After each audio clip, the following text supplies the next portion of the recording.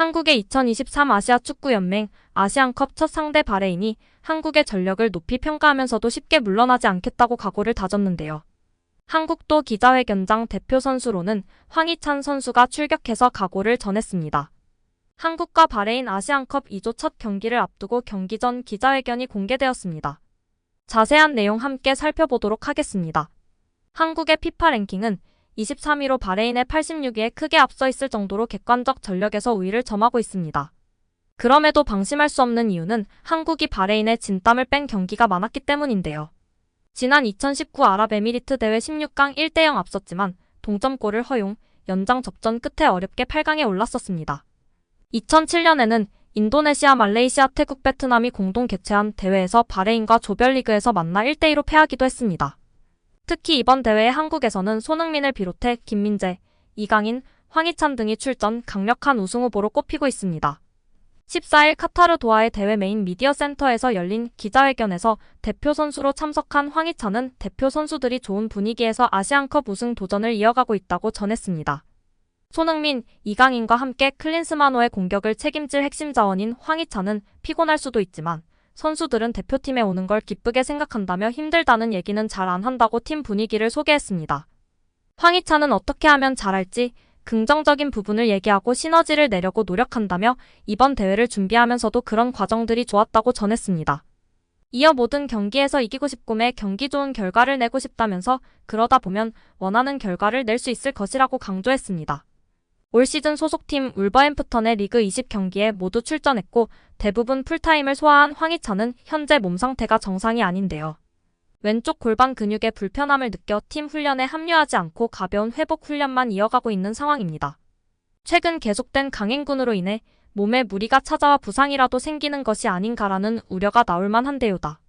이는 황희찬뿐만 아니라 유럽 무대에서 뛰는 모든 대표 선수들에게 해당되는 얘기입니다. 올 시즌 리그 10골을 기록, EPL 진출 후 처음으로 두 자릿수 득점을 달성한 황희찬은 공격 포인트에서 차이가 크게 나는데 특별한 건 없다. 잘 자고 치료 잘 받고 훈련 열심히 하다 보니 좋은 결과가 나온 것 같다며 EPL 3년 차이고 잘해야 하는 시기여서 더 잘한 것 같기도 하다고 말한 뒤 가볍게 웃었습니다. 황희찬은 아시안컵 첫 경기인 바레인전에는 출전하지 않을 가능성이 큰데요.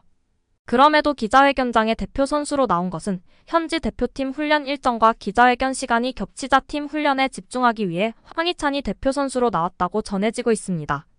클린스만 감독은 취재진과 기자회견에서 어느 한 경기도 쉽지 않다. 모든 팀이 강하고 약한 팀은 없다. 특히 첫 경기는 어떤 경기보다 중요하다고 말했다. 그는 매 경기 총력을 기울이겠다고 전했다. 그는 눈앞의 경기에만 집중하자고 선수들에게 강조하고 있다. 바레인전을 잘 치르는데 모든 것을 집중하고 있다고 덧붙였습니다. 클린스만 감독은 물론 자신감도 내보였는데요. 그는 대표팀은 매우 강하다. 결승에도 갈 수 있다. 제가 미국 대표팀을 지휘하며 북중미 골드컵에서 선수 시절에는 유로에서 우승해봤기 때문에 하는 말이 아니다. 현재 한국 대표팀의 실력을 놓고 볼 때 그렇다는 얘기다라고 강조했습니다. 그는 이어 1년 전 카타르 월드컵에서처럼 이번에도 드라마가 펼쳐질 것이다. 한 걸음씩 나아가겠다고 목소리를 높였습니다. 여기에 64년 만에 아시안컵 우승을 노리는 클린스만호가 역대 최다의 스태프를 꾸리며 화제입니다. 대한축구협회 관계자는 전문 스카우트와 데이터 전문가까지 2명이 추가돼 이번 아시안컵 대표팀 스태프는 총 35명이라고 밝혔습니다. 코칭 스태프, 지원 스태프를 합친 35명은 한국 대표팀 역대 최다인 것으로 알려졌습니다. 2023 아시아축구연맹 아시안컵 기간만 한국 대표팀에서 활약할 예정인 전문 스카우트 마크 포더링햄은 스코틀랜드 국적으로 유럽축구연맹 P 라이선스를 보유했습니다. 과거 헤르타 BSC 코치 등을 하며 지도자 경험도 갖춘 인물입니다.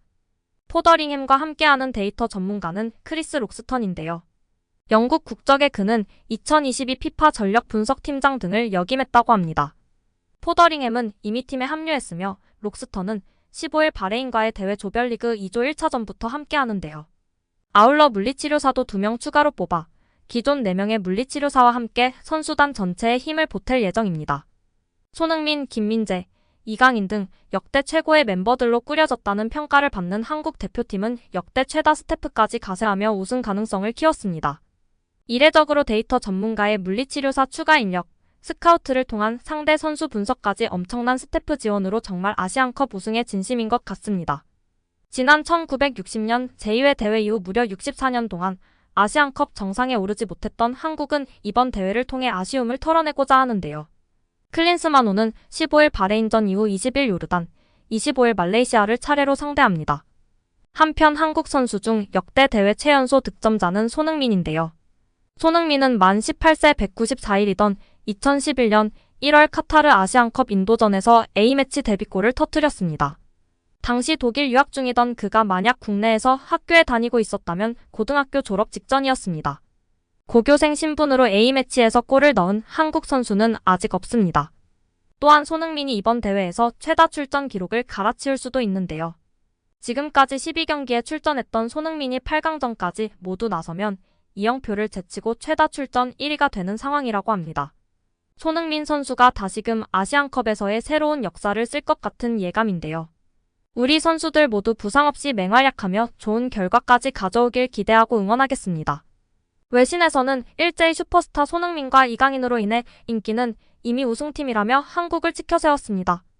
탈아시아급 손흥민과 이강인이 뛰기 때문에 카타르뿐 아니라 전 세계가 주목하고 있는 상황입니다. 카타르 언론 알카스 TV는 최근 이번 대회 결승 매치업으로 한국과 일본을 꼽으며 높은 관심을 보이고 있습니다.